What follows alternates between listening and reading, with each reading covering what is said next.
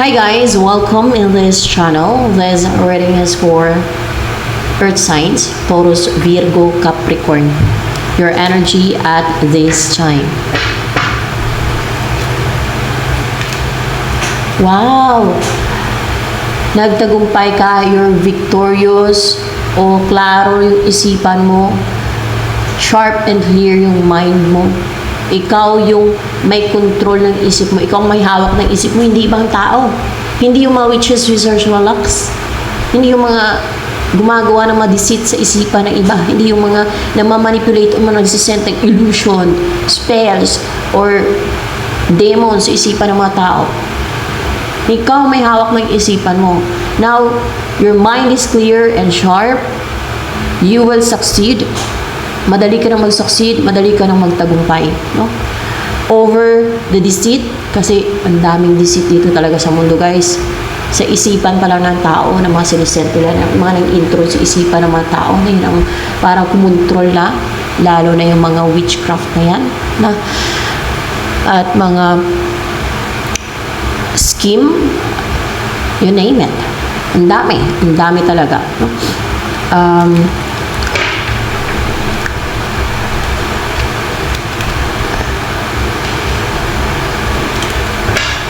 You know what? Kaya diskubrihan ako, guys, eh. Na yung, sino ba naka-experience na nervous dyan sa inyo? Sino na nervous na parang may tension? May tension sa, parang may fear or tension? Tension yung, ano ko doon, parang nervous na tension sa tiyan nyo. Na parang yun ang kumukontrol, pumipigil sa inyo. Alam niyo kung ano yan? Nadiskubrihan ko, ah. Dahil experience ko din yan, eh. Dahil isa ako sa alam niyo na, pinagtulungan din ako ng mga alagad ng dilim, you know, ginawan din ako ng witchcraft. Pero kahit paano, nag-recover na ako. May nadiskubrihan ako, guys. Share ko to sa inyo. Na yung ganong naramdaman nyo, energies yun ang ano, eh. Ang alam ko, energies ng ano yun, ng mga witches, wizards, warlocks, evil magicians. Energies nila yun. Or else, it's their, kasi yun ang tinanggal ko sa sarili ko, eh. Share ko lang sa inyo, ha. Nawala siya, tinanggal ko sa sarili ko. Ginaid kasi ako ng God, Jesus Christ, kung paano ko matanggal. And nag-ano pa lang ako, guys, parang on the process pa lang ako na siguro sa preparation para madaming matulungan ko sa balang araw. Malay nyo, matutulungan ko din yung mga ibang tao maliban sa sarili ko muna na makalaya sa mga control ng witchcraft, no? Mga gawa ng mga alagad ng dilim. Meron pa yung pwede din na ano siya, kasi dalawa yung kanina tinanggal ko sa akin, eh. Nilusaw ko, hindi siya tinanggal ko, nilusaw ko. Palusaw. Nilulusaw. Yung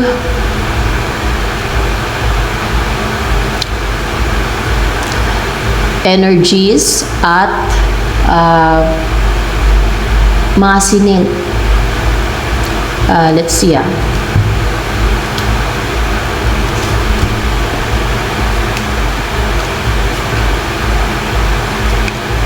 mga sinent pala yun. Hindi lang pala energies yun. Mga sinent pala ng witches, wizards, warlocks. Yung tinanggal ko, kayo natanggal yung parang may kumukurot sa tiyan ko. Yung ganon. Kung kayo na parang, yun ang parang nakaramdam kayo ng kaba. Ay, yung kaba, guys. Na parang tension na parang kaba. Sino naka-experience yan? Gawa ng mga witches, wizards, warlocks yan. Hindi yan nervous. Pag may mga marunong yan magtanggal, matatanggal nila yan. Iwan ko pa ano ba yun. Siguro palipad hangin yan. Let's see.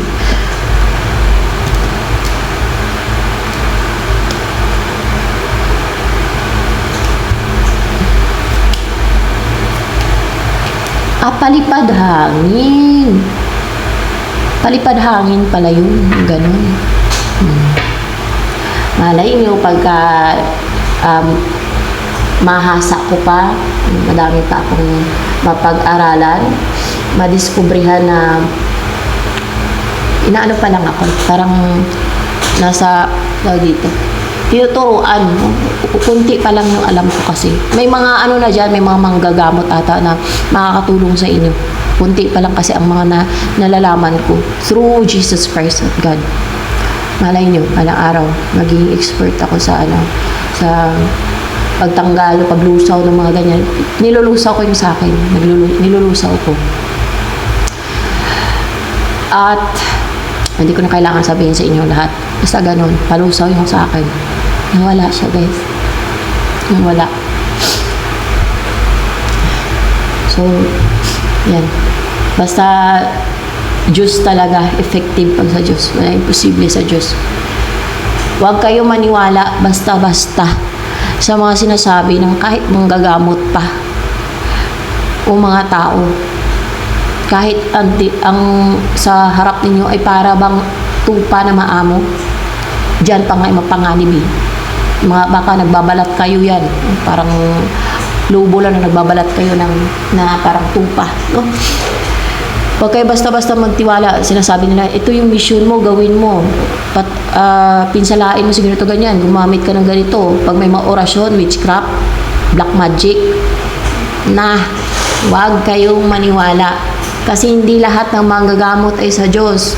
Madami ang let's see, madami nga ba?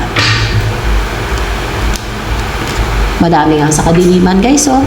Kumbaga, sila manggagamot ng ulam din, manggagamot ng babarang, manggagamot ng miminsala, ng titigal po, ng papalipad hangin sa mga tao. Hindi yan sa Diyos. Madami ang manggagamot, hindi sa paninira, madami ang manggagamot na sa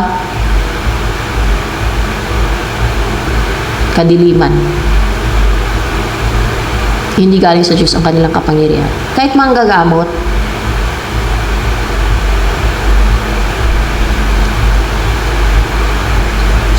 dahil kaya din manggamot ng demonyo. Pero maobserbahan nyo, babalik siya yung sakit. Baka mas malala pa daw, sabi noon ko. Pero merong mga manggagamot na kagaya ni Jesus Christ, diba? Yung unang talaga manggagamot ay si Jesus Christ, diba? Very effective and so miraculous talaga, diba? Na sa Diyos talaga galing pa nilang kapangyarihan.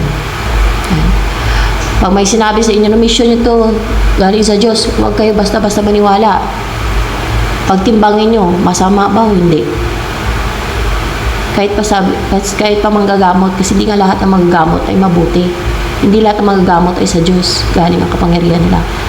Kasi marami sa mga manggagamot ang sa kadiliman. Meron kasi ng comment dyan, para bang may nakuha ako, may na-sense ako, may na-pick up ako sa message niya, sa comment niya, guys, no? May na-pick up ako sa comment niya, kaya nireplyan ko agad para hindi siya mabiktima, no?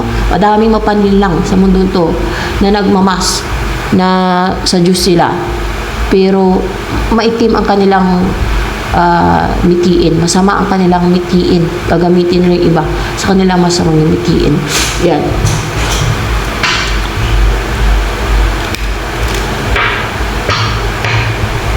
Madami kasi sila, kaya so let's proceed sa reading.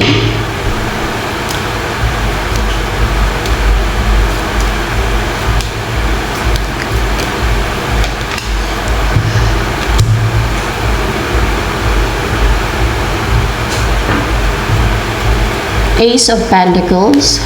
Now you're attracting good opportunities, mga pang long term, stability. You are attracting money, or you're ready for a commitment, and or else yun ang na-attract mo, mga offer na huge offers. Yan. You're rooted, grounded, stable, and sharp and clear yung mind mo. Maybe there are people or there is a person na ginamit ng God para maklaruhan yung isipan mo. Para magtagumpay ka na ikaw ang may hawak ng isip mo.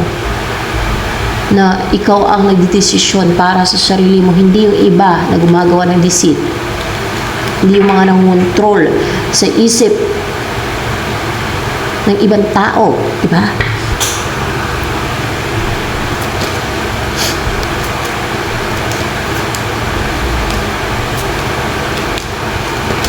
Ito ang darating sa iyo yun. Pwedeng pang long term na relationship, pang long term na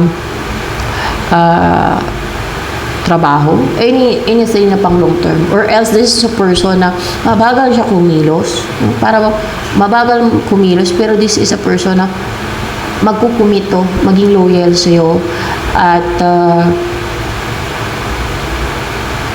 reliable to guys, hardworking, reliable when it comes sa kung if it is a person na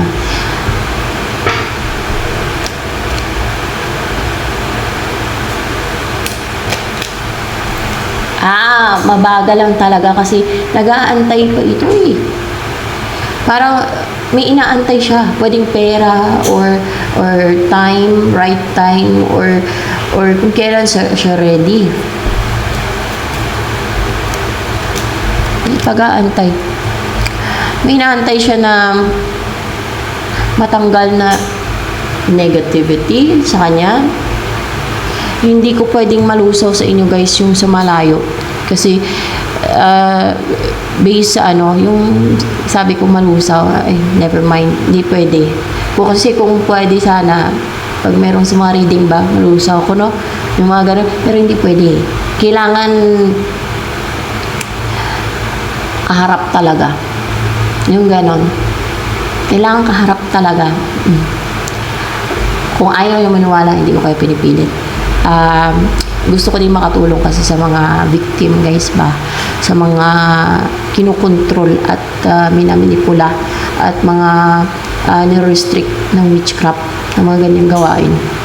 Pero masasabi kong hindi pa sapat ang kaalaman ko na i-share sa akin ng God at ni Jesus Christ kung paano ko gamitin yung mga kayanan ko, or yung mga kung anong taglay ko, yan, ang mga kakayanan.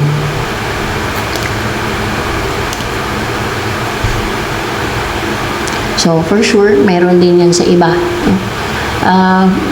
Kumbaga, magpaka mabuti, huwag maging deceitful sa mga gustong gagamitin ng Diyos para makatulong sa maraming tao. Sumunod sa kalooban ng Diyos. Huwag kayo gumawa ng witchcraft. Yan. Iwasan ninyo yun, mga black magic na yan.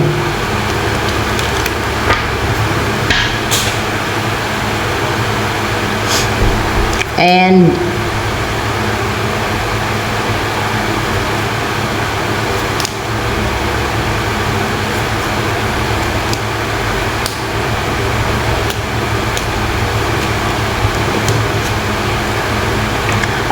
gusto niya mawala yung third party. Or else yung binigay sa kanya na negativity ng third party. Let's see. Gusto niya mawala yung third party. Hindi to negativity. Gusto niya mawala muna yung third party. Yung ma-separate, if merong third party sa connection ninyo, gusto niya mawala yon, no? Gusto niyang maghiwalay muna, ma-separate yung third party. Kung sa'yo man nasa'yo yung third party o sa kanya, gusto niyo mahiwalay yung third party, ma-separate yung third party para magkaroon ng balance sa inyo. Yun ang inaantay niya. Paano magkaroon ng union nga naman sa inyo kung merong third party? Pero paano kayo maghiwalay ng third party, o paano sila maghiwalay ng third party kung walang nakipaghiwalay?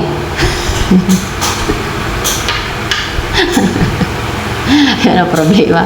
Or else,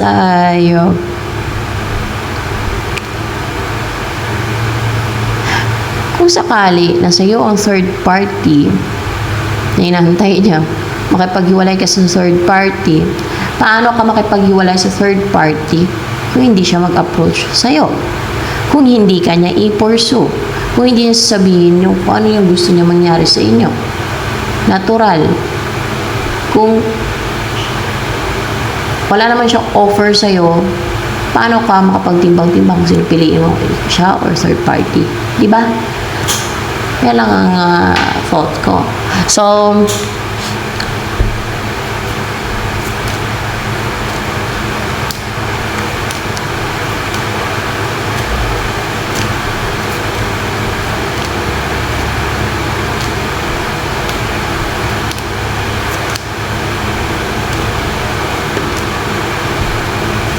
eto ang messages ng person mo sa'yo. Ikaw ang pinipili niya.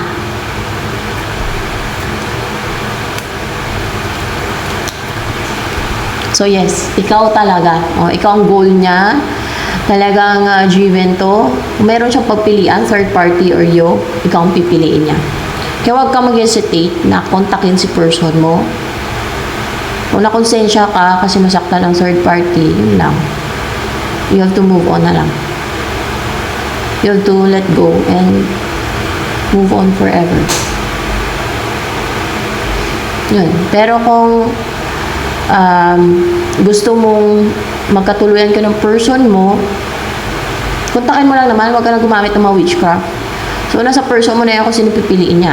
Huwag ka na gumamit ng mga witchcraft, hindi ka suportahan ng God yan. Suportahan ka nga ng kadiliman, pero yung God, hindi ka suportahan niya. Tapang ko sa impyerno kasi gawa ng witchcraft.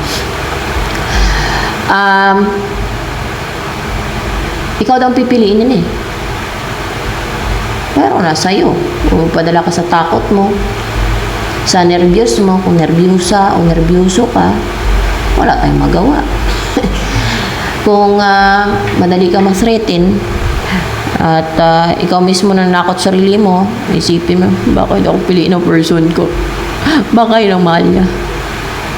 Ay di wala. Pag-move on ka na lang. Move on ka na lang. Basta lang ako. Ito yun. Basta ka na lang. Pero ikaw nang pipiliin niya. Sa mga options niya, kung mayroon siya mga options, o kasama na yung third party, ikaw ang pipiliin niya. Wala siyang pipiliin dun sa mga yun. Ikaw ang pipiliin niya. Bakit hindi mo i-try?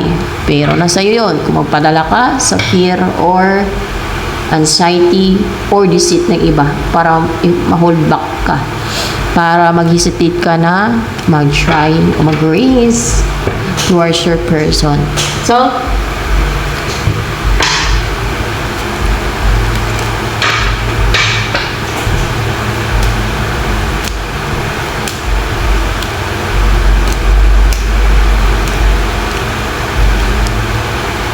this is your message sa iyong person.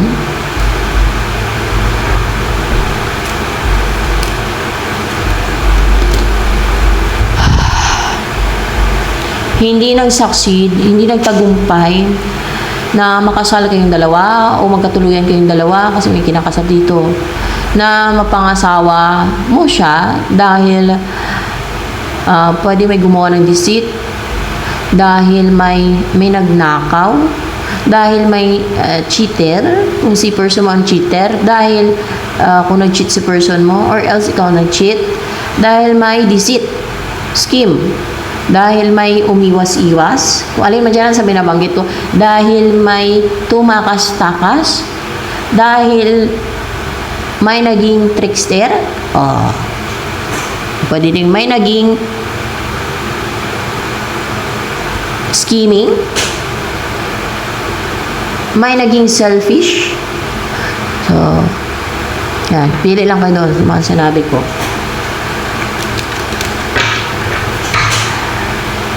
Comment sa comment section if naka-resonate po kayo sa reading na ito.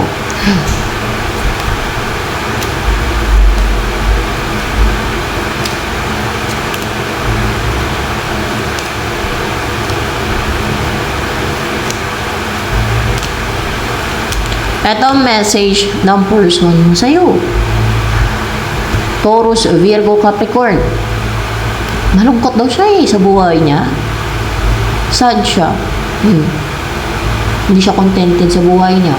If you feel na contented siya sa third party, if this person has a third party, or in a connection with third party, or in a relationship with a third party, hindi siya masaya ha. Hindi siya masaya. Malungkot siya. Ikaw ang inaantay niya na mag-offer ng cup of love, mag-reach out sa kanya. Para bakit? Makontento siya, masaya siya, hindi siya malungkot. Try your luck. At may mga signs dito na ikaw talaga ang pipiliin ng person mo. Kahit pa, ano pa yung status nila ng third party. Ikaw ang pipiliin yan kasi hindi siya masaya. Hindi siya kontento sa third party. Sa'yo siya makontento, sa'yo siya sasaya. Pero pag nag-reach out ka, nag-message ka, in-approach mo siya, ano kaya maging reaction ng person?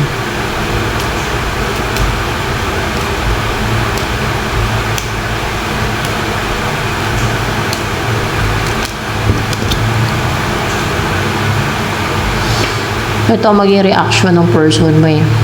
Pag na-message ka. O nag-reach out ko sa kanya. In reverse man. Hindi fulfilled. Hindi natupad ang wish niya. Hindi siya happy. Pag mag-message ka, baka short message.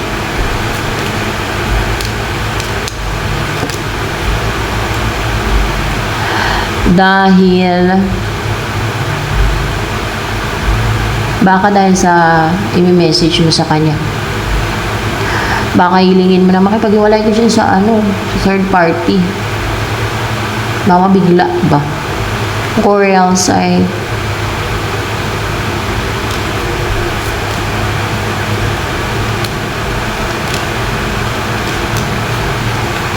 oo. Ay, nako. Yun yung i-message mo kasi sa kanya. Makipag-hiwalay na si person mo sa third party. Kaya hindi siya maging fulfilled. Hindi siya maging happy. Bakit kaya? Normal lang yan. Baka manibago. Tingnan natin.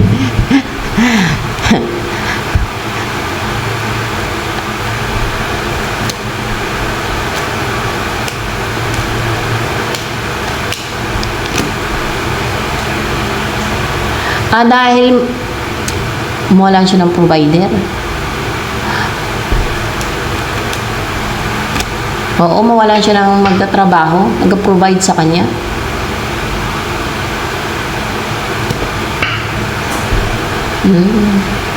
Mawalan kasi siya ng provider nag-provide sa kanya Ibig sabihin, kailangan niya ng provider at yung third party, yun na nagpo-provide sa kanya sa mga pangailangan niya, basic needs niya. So, pag nawala yung third party, wala siyang taga-provide sa kanya. So, are you willing na mag-provide sa person mo? Financially? Kasi ang third party nagpo-provide sa person mo financially. So, malulungkot siya. Mawalan siya ng taga-suporta. Pag mawala itong third party, diyan siya umaasa.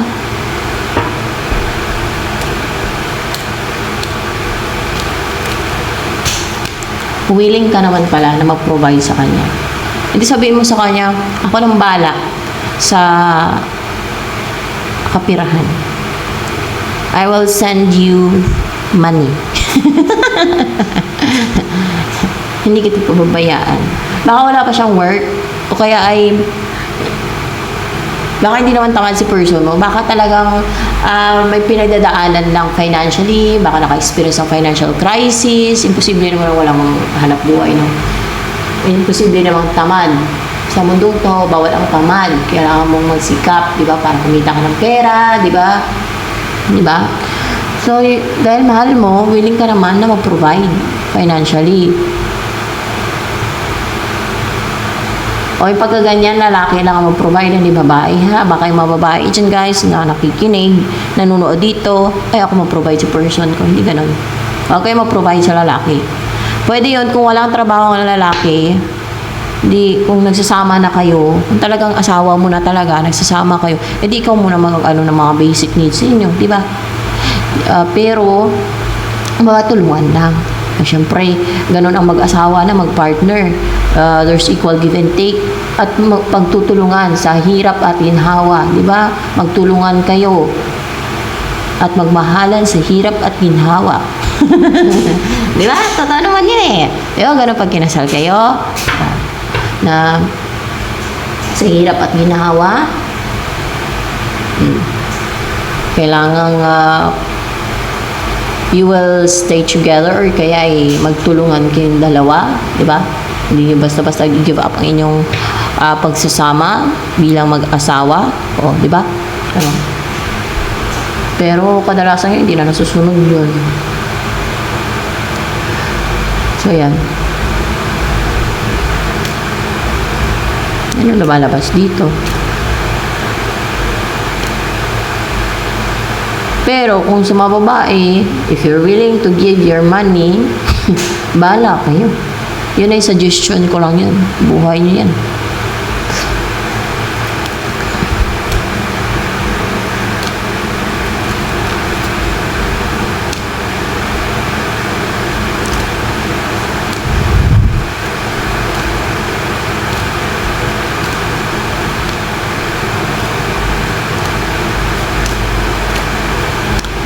Ito pa, mensahe ng person mo sa'yo. Death.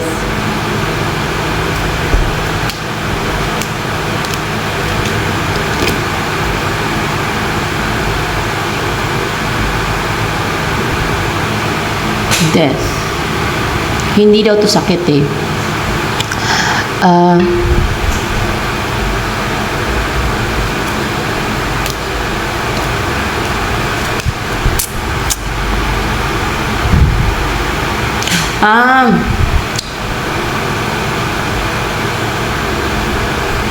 Gusto niya magkaroon ng new beginning niya sa inyo, magkaroon ng balance sa inyong dalawa. Para bang gusto niyang bumalik, no? Sa death card, gusto niyang magkabalikan kayo kung past person mo yan, o gusto niya magkaroon ng balance sa inyo, alignment. Yan. Na if there's ending, there's new beginning. Hindi naman daw to sakit eh. So, more clarifications.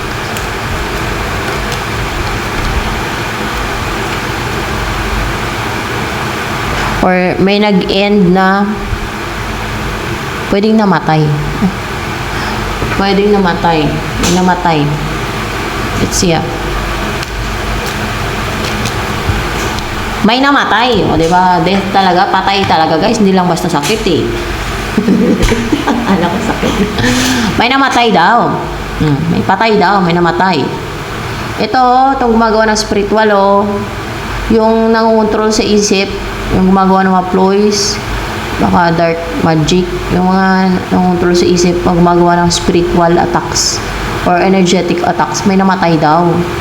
Namatay daw. O, ba't kaya sinama pa ito ng person, ng ba't kaya na? Pero, kasama yan sa reading eh. I have to respect my guide. You know what? Sa God ako napapag-guide. Sorry, God. Yung ba't ko pa kinwestiyon ilabas dito. Basta yan ang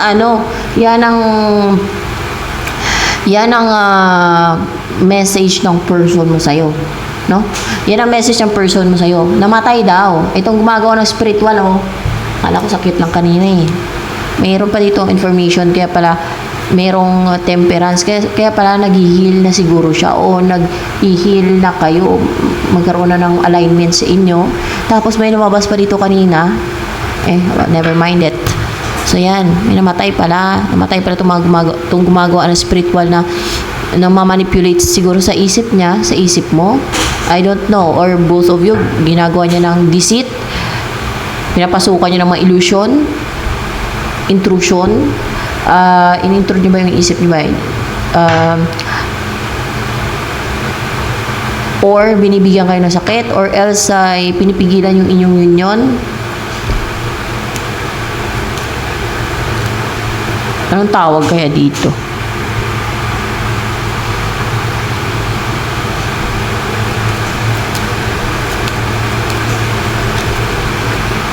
Evil magician yan, tawag dyan, no? Pero never mind sa lumabas, clarification na naman to kung evil magician ba, no? Never mind sa lumabas ng The Lover's card. Evil magician, namatay na daw yung evil magician. Evil magician. Hindi lang yan witch, evil magician yan. Basta magkaiba yan eh.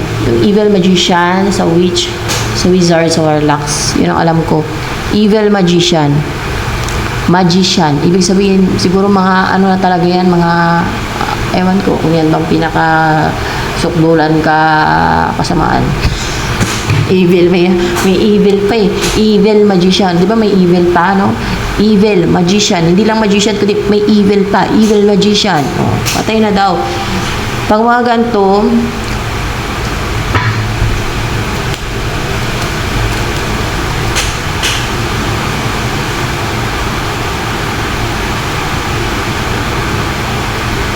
kaya ka mapalayo ng evil magician sa person mo, kaya kayong paglayuin, kayang palayuin sa person mo, o kaya pag-awayin kayo, kung ano man, parang lalayo kayo sa isa't isa ba, ganun ang nagagawa ng evil magician, kahit mga witches naman, ganun ang nagagawa nila. Tapos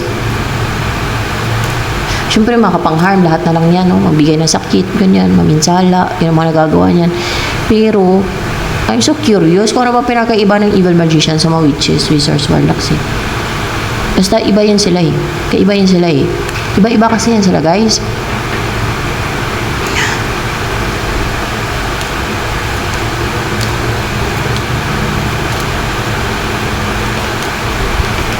Mas malakas daw yan. Yan ang pinakamalakas, yung evil magician. Yan ang pinakamalakas compare sa witches, wizards, warlocks. O diba? Kasi may evil pa yun. Hindi lang magician, evil magician. So see? Tanya? It means na kaya nilang mang-atake ng isip, mang-manipulate, mang-control, mang-inflict ng fear, mang-dominate ng isip ng tao, pasukin yung isip ng tao. Yan ang mga evil magicians. So, ayan. Ito na lamang for Taurus, Virgo, Capricorn.